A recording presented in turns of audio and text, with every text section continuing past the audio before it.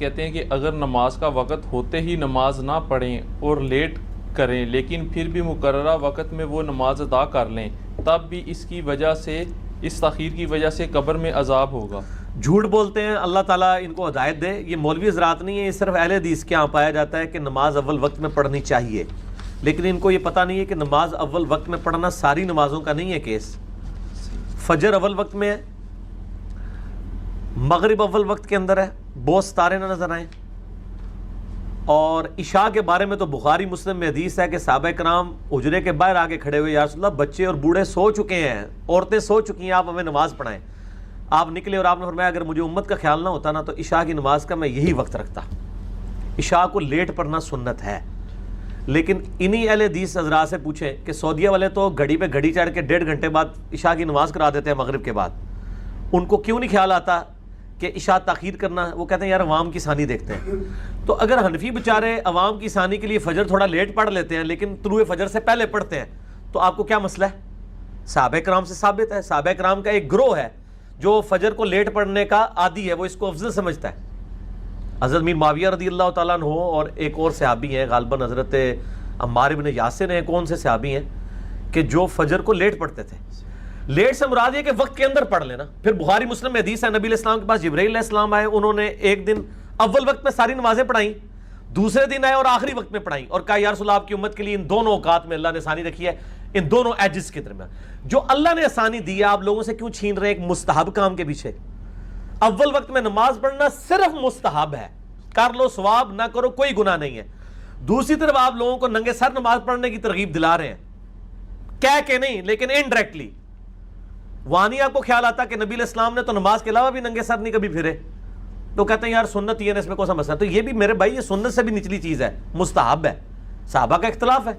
تو اول وقت میں نمازوں کا مسئلہ یہ ہے کہ اول وقت میں وہ نمازیں، پھر بخاری مسلم میں آتا ہے کہ آپ صلی اللہ علیہ وسلم نے ظہر کی نماز گرمیوں میں ڈیلے کی ہے، بہت ڈیلے کی ہے، اور کہا کہ سورج کو ٹھنڈا کر کے پڑھو۔ لیکن ہمارے کیا حنفی کیا اہل حدیث ساروں نے ظہر کا ٹائم 1 بجے فکس کیا ہوا ہے، 1:30 بجے، اس وقت نہیں ان کو خیال آتا، سوائے چند دیوبندی حنفی ہیں میں نے دیکھا ہے تبلیغی جماعت والے، وہ 2:30 پونے 3 تک لے جاتے ہیں گرمیوں میں ظہر، اور میں الحمدللہ اہتمام کر کے میں ان کے پیچھے جا کے نماز پڑھتا ہوں کہ چلو یار ہم اس سنت پہ بھی عمل کر لیں۔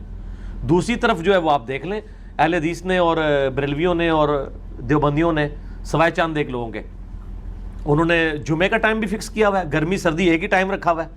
کہتے ہیں جی عوام کی سہولت کے لیے۔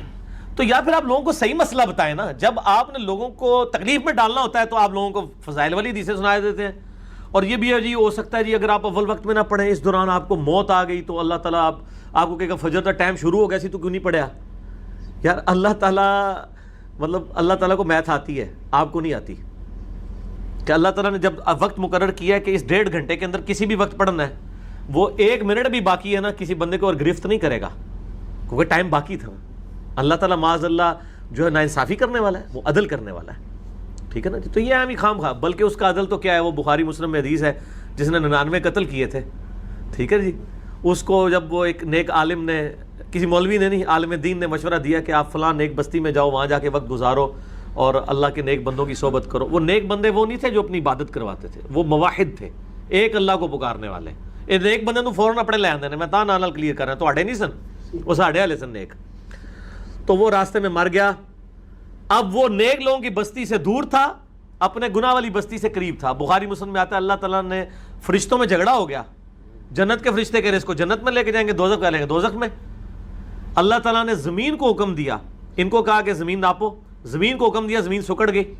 حالانکہ وہ نیک لوگوں کی بستی سے دور تھا، ٹھیک ہے، لیکن اللہ نے زمین سکڑوا دی۔ یعنی اللہ تعالیٰ نے بھی وہ جس کو کہتے ہیں نا قانونی کارروائی پوری کروائی جو اس کے رولز ہیں، لیکن آف دا وے جا کے سپورٹ کیا نا، آن دا وے تو وہ دور ہی تھا۔ یہ ہے اللہ کی رحمت، ٹھیک ہے، اللہ سے رحمت کی امید رکھیں۔ یہاں مولوی جو کہتے ہیں نیٹ بھی پڑھی تب بھی گناہ دیا جائے گا، نہیں، وہ گناہ اس صورت میں جب آپ وقت گزار کے نماز پڑھیں۔ وہ بخاری میں حدیث ہے جو نبی علیہ السلام کو ایک لمبا خواب دکھایا گیا تھا، اس میں ایک بندہ دکھایا گیا تھا جو لیٹا ہوا ہے، اس کے سر پہ پتھر مارا جاتا ہے، سر پچک جاتا ہے، پھر وہ صحیح ہوتا ہے، پھر پچکایا جاتا ہے، اور یہ مسلسل عذاب جاری ہے۔ اور بعد میں حضرت جبرائیل علیہ السلام نے کہا یہ وہ شخص تھا جو نماز کو وقت گزار کے پڑھتا تھا۔ یعنی ایک بندے کی روٹین ہے کہ فجر کی نماز وہ آ کے زور کے وقت میں پڑھ رہا ہے، ٹھیک ہے، قضا کر رہا ہے، روزانہ ہی لیٹ اٹھتا ہے، تو یہ اس کے اوپر ہے.